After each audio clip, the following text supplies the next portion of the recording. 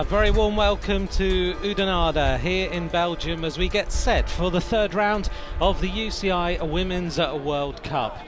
This is the Tour of Flanders, 139.6 kilometres of racing, and it is an iconic race, one that all these riders want to get on the start line of. There's the Specialized Lululemon team, all smiles as they get ready for racing, and the high-tech squad as well.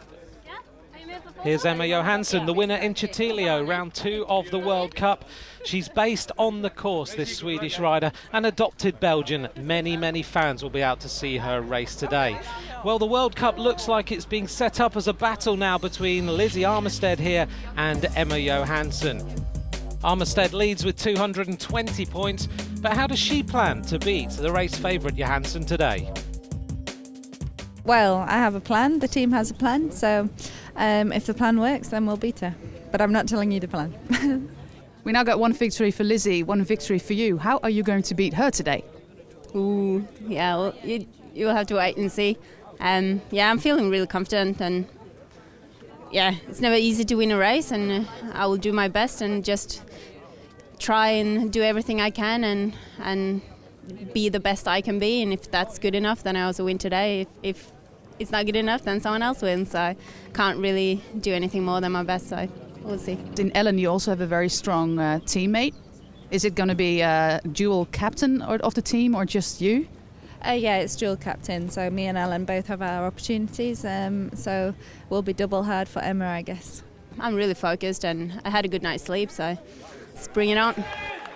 With Lizzie Armistead in the leader's jersey, she glances across because on the right-hand side of this group is Ellen van Dijk. This team have all the cards to play to try and win the Tour of Flanders. There's Ira Slappendel in the sprints jersey as the leader of that classification, the designer, of course, of all these jerseys. Pauline Ferrand-Prévot, the best young rider in the World Cup so far. She'll wear this jersey today. One rider not taking to the start is Elena Amalusic. She finished third in Châtillon. She's the leader of the Queen of the Mountains, but she's been sick overnight. Disappointment for her squad. Well, Rochelle, we're all ready for racing. On the front there, Lizzie Armistead in the white leader's jersey. It's going to be an interesting battle between her and Johansson today. Well, we just saw the interviews and it looked like Emma Johansson was quite nervous. She said she was confident, and she should be confident. She lives on the course and she's done it a million times, but certainly very nervous because Boels Dolman have the cards to play with both Lizzie Armistead and Ellen van Dijk. Well, there's a lot of pressure on these riders, isn't there? Because the Tour of Flanders is one of those races that everybody wants to race and they want to win. Let's take a look at the course then that these riders face. We race out of Oudenaarde, which of course is the home of the Tour of Flanders Museum. We head out across these roads and we head over 10 different climbs. Some of them are the most iconic climbs in the world of cycling. Along the way we have 4 stretches of cobbles that the riders have to endure as well. And as we race in towards the finish, we have the fearsome climbs of the Oude Quaremont and the Paterberg before we race into the finish in Oudenaarde.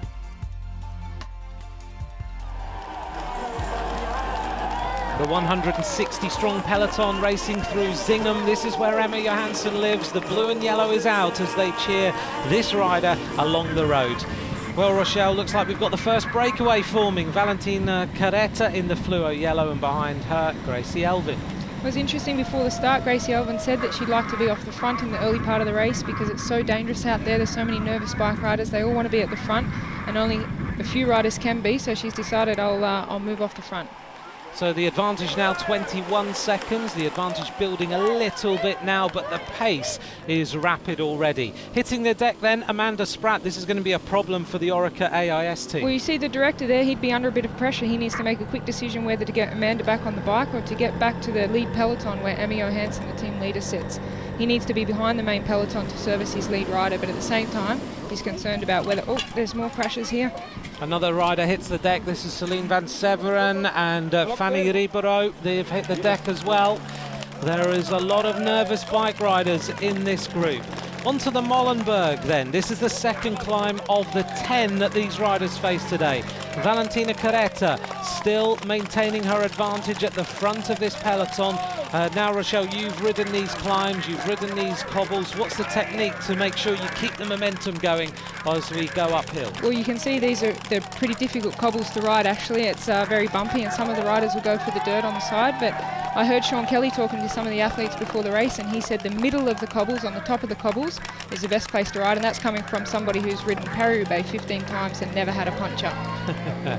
Well, he is an absolute king, giving a little bit of advice before the race start. Well, that breakaway's been caught, and now we see Roxanne Knetemann. That's the rider there in the orange and white. She's the daughter of the late great Jerry Knetemann, who won 10 stages in the Tour de France, and now being chased by Sharagillo. Well, these two riders definitely have something in common, because Sharagillo's father went to the Summer Olympics in 1980, competing for Zimbabwe. So they've definitely got some good genes, and if they work well together, they could do something here. Certainly could. Well, they're making their way up the climb of the Lieberg now, a critical point in today's UCI Women's World Cup. This is 950 metres of climbing, and we're just heading across the top. This is the Queen of the Mountains points. So Roxanne Knetemann takes the maximum points across the Lieberg. There is another climb of the Paterberg later on. In second place is Sharagillo of Orica AIS, but critically Anna van der Breggen takes 2 points. That will move her into the lead in the Queen of the Mountains jersey. On to my favourite named climb in any place in the world, the Canaryberg, as Pauline Ferrand-Prévot in the young rider jersey continues to look very, very strong in these races. Well, Pauline Ferrand-Prévot has decided that she's going to put the pressure down. She's really pushing hard there, and we see a select group coming away. We saw Elisa Longo-Borghini in there, Amy Johansson. So it's the best of the best now, and the race has really started.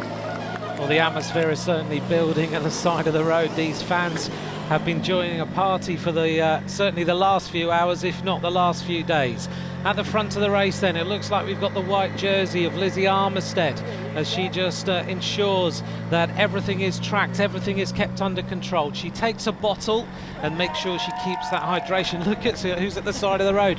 Marianne Vos is standing there with bottles. This is fantastic to see. It's fantastic. So it's a selfless act from Marianne Vos, but she's known for that, and she's got a very hectic schedule. Tomorrow she's off to California to race 2 mountain bike races and a Sea Otter Classic, and also do some sponsorship stuff. So I think she's out with some VIPs for Rabobank today, so it's very inspiring to see her out there doing the feeds for her teammates. Yeah, it's absolutely great to see. Well, the pace is now starting to up, and we've got a select group. There's Anna van der Breggen just adjusting her arm warmers as Marianne Vos looks for her teammates. It doesn't look like they're going to take any bottles, because the pressure is suddenly being exerted by the best young rider in this World Cup.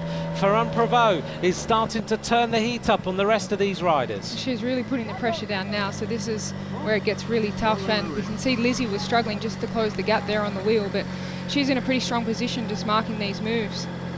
Just looking through the rest of the group here, there's some riders trying to get themselves back onto the tail, and now on the right hand side, here we go, we've got an attack happening, and this Boels-Dolmans team have got the dominant numbers in this front group, as Ellen van Dijk, with that familiar powerful style, really turns the pressure on everyone else. That was a strong move. That's a strong attack for the day, and very dangerous, and there's no one responding, but she's the rider, Ellen van Dijk, that you do not let ride away. Once she gets that gap, she's going to be very difficult to pull back. So she goes over the top of that rise. The flags of Flanders were flying there. Ferrand-Prévot, well, she's got no one to help her, because Lizzie Armistead, the teammate there of Ellen van Dijk, is just sitting in the wheel. Emma Johansson, what does she do here? She's got a conundrum. Oh, a crash as Elisa Longo-Borghini hits the deck. She's just overlapped the wheel there. I think she lost concentration for a second, but this is where it's happening. Emma Johansson looks extremely relaxed to have Ellen van Dijk being off the front at the moment.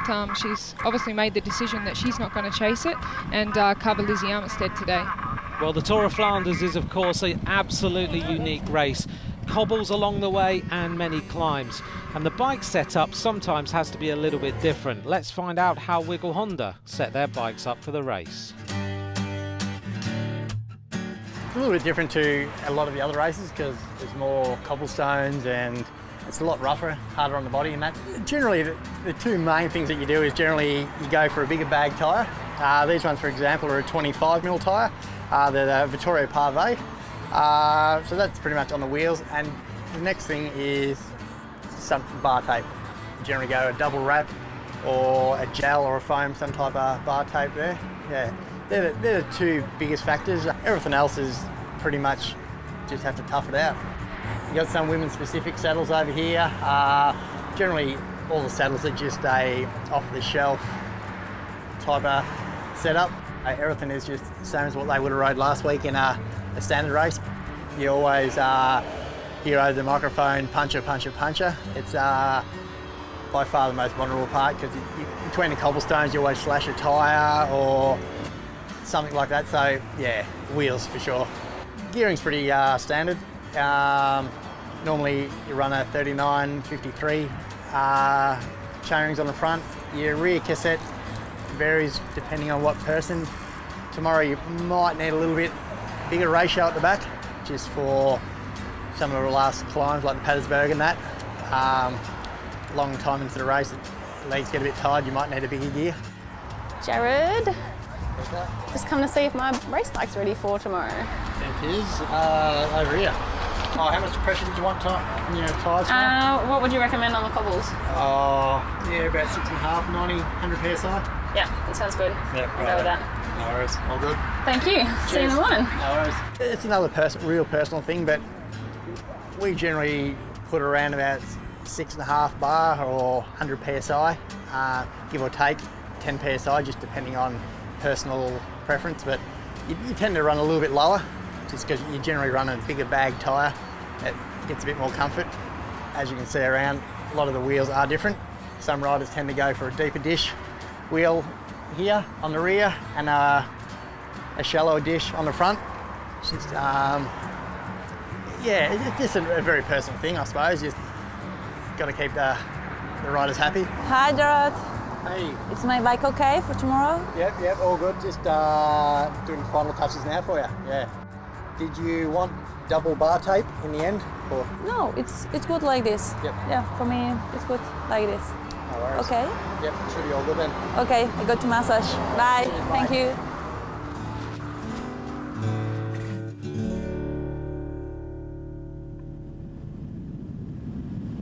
The mechanics and the soigneurs, the support teams who look after these riders, they're first up in the morning and last to bed at night.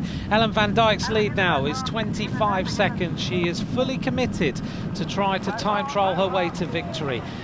Rochelle, it's always tough, isn't it, when you're out there on your own? You've got no team car behind you because the gap's not big enough yet. How do you manage to motivate yourself to stay away from these two riders who are trying to get across to you? Well, Ellen van Dijk, if anyone can do it, it's her. She's won 4 world championships. 2 of them were in the team time trial, 1 in the individual time trial, and also 1 in the scratch race. So she'll know how to get in the zone. Time trialing's her thing, and I think she'll love being out there, and she'll just be so motivated. Like I said before, she's the rider that you wouldn't let go out there by herself and get into the zone and get into rhythm, because she's going to be very difficult to bring back. She's got herself right in the aero tuck, but Lucinda Brand there on the in the colours of the Dutch champion, the red, white and blue from the Rabobank team. Tracking her way across to Ellen van Dijk if she possibly can. Lots of road furniture around on the Tour of Flanders route. Here onto the Oudenaarde. This is one of the most famous cobble climbs in the world, if not the most famous climb. And Ellen van Dijk now has to concentrate, put the pressure on and keep the pace on and stay away. Well, this will be the more difficult part for Ellen van Dijk because she's a time trial specialist. The cobbles will not be her forte, and she'll have to dig deep over this section. She's got 2 riders chasing her down, Tiffany Cromwell and Lucinda Brand, but I don't think she'll be thinking about that. She'll just be getting into her rhythm and get past this little bit back onto the smooth roads, which she likes better than anything else. You'll notice that these riders just sitting in the saddle the whole time. They don't want to get out of the saddle at all. So just sitting there, keeping the pressure on, concentrating hard, and as Sean Kelly said, riding right in the middle of the road. I think that's the safest place for sure. If you go to the edges where you think it's a bit smoother, it's not variable and there's dirt. And we can see in the background now that Lizzie Armitstead's there marking Emmy Johansson, who's gone out on the attack to try and bring back these 2 riders and Ellen van Dijk. So it looks like this race could actually start to close down. Van Dijk with full pain on her face, really gritting her teeth. Not long now until she gets to the top of the Oudenaarde. It is 16.7 kilometres to go over the crest of that And this one is so tough because it's over 2 kilometres in length. It is sheer pain for these riders. Van Dijk now onto the drops as the arms get absolutely wobbled all over the place. The body just simply getting tired from the exertions that she's putting herself through. Behind here then we've got Johansson, Lizzie Armistead and Elisa Longa-Borghini, who had that crash earlier. These 3 riders making their way off the front again. Well, they're in a very strong position, Bolsdom, and this is the position they wanted to be in. It seems like they've executed a perfect race so far, because when Ellen Van Dijk attacked, Lizzie was sitting in 2nd place comfortably, and behind Ellen Van Dijk, she was on 5th wheel. She had Megan Garnier, also a teammate, so it was a perfect attack to get that break, and now the pressure's on Emmy Johansson. You can see she hasn't looked back. She's had to do all the work, and she's taken it on herself. She's put herself in this position where Bolsdom have one rider up the road, and she knows that Lizzie's on a wheel, but all she can do is give 100% now.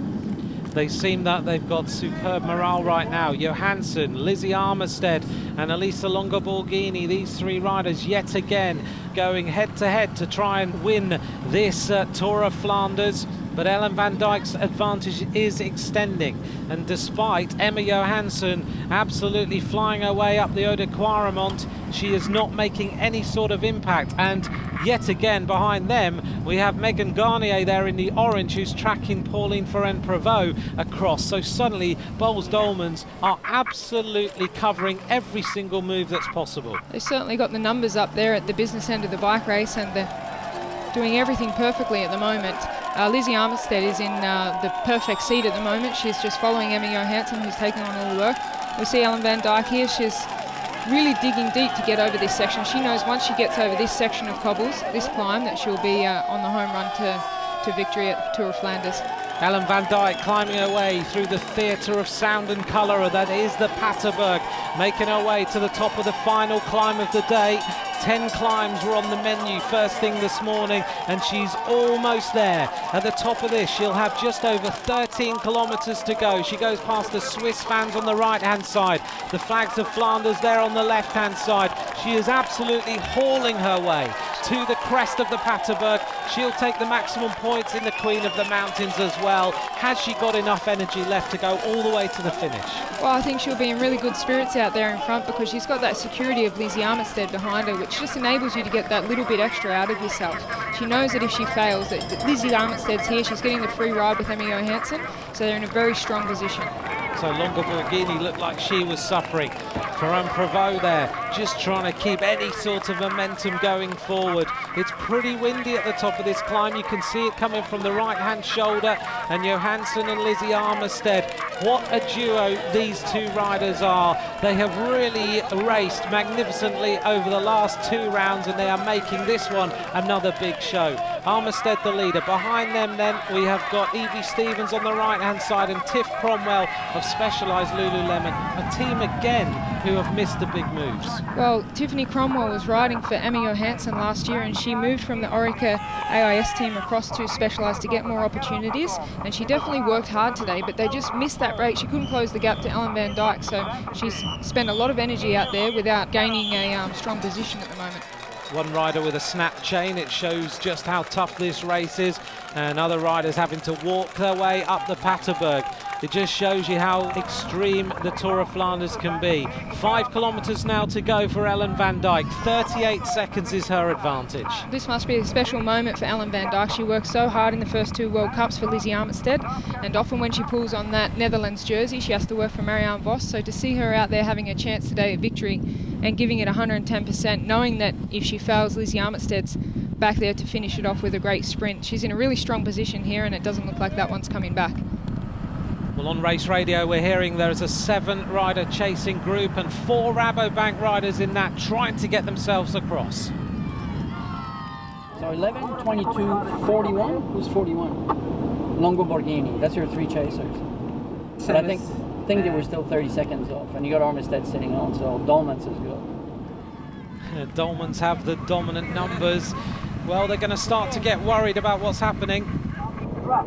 Come on, Emma, got to give it everything here. There's a group of 7 chasing really hard right behind you. Come on.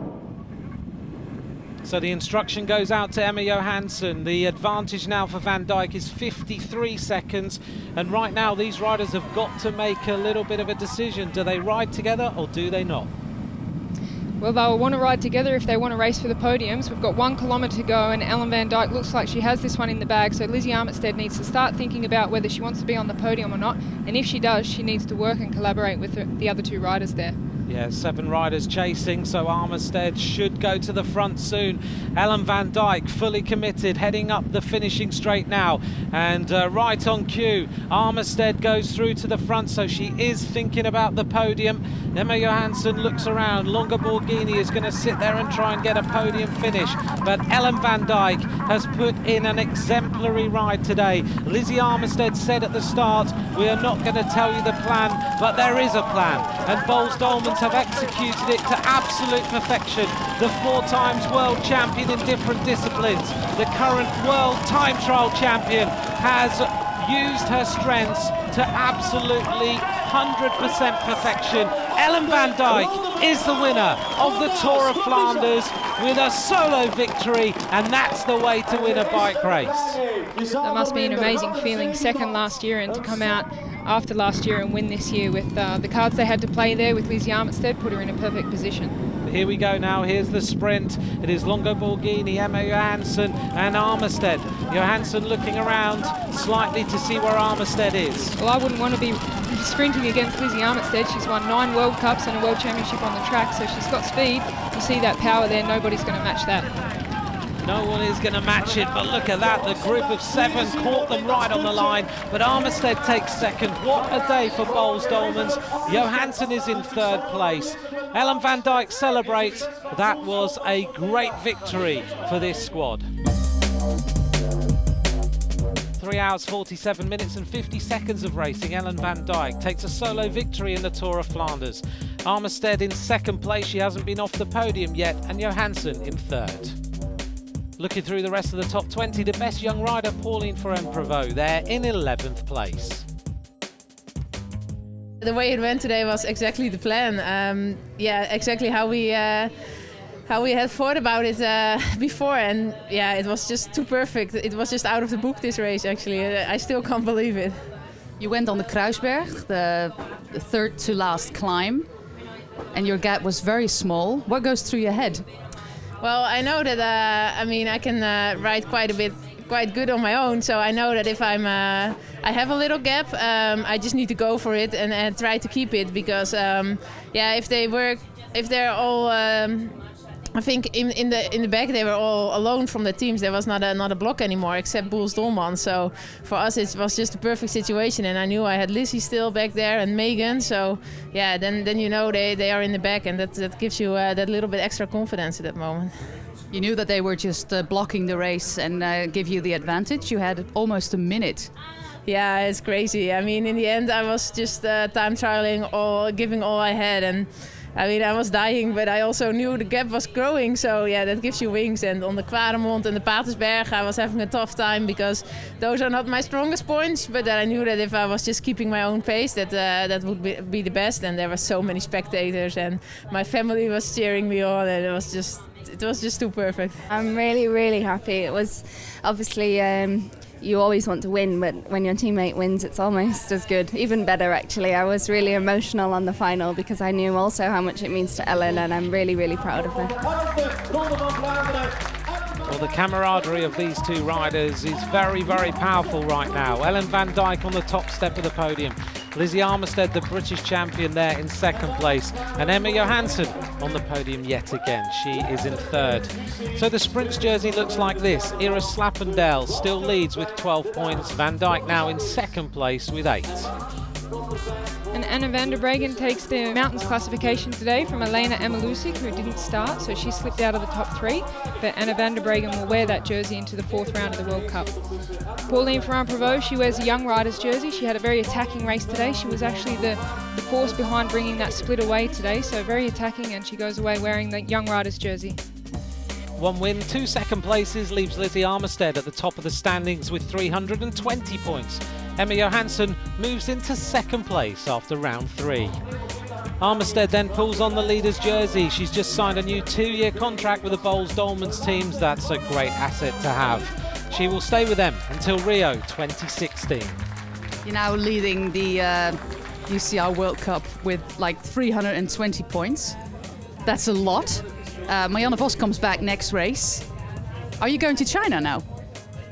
I don't know. Maybe the sponsors will want me to go to China. I'm not sure. I have to sit down and look at it. You know, I always come to every race trying to win. The overall, we didn't really talk about the overall World Cups. Was more about winning every race as we go. But maybe we have to have that conversation. The next race is the Flèche Wallonne in Belgium. Join us at UCI Women's Cycling next time. Marianne Vos is back. From Rochelle Gilmore and me, Anthony McCrossan, thanks for joining us. Bye for now.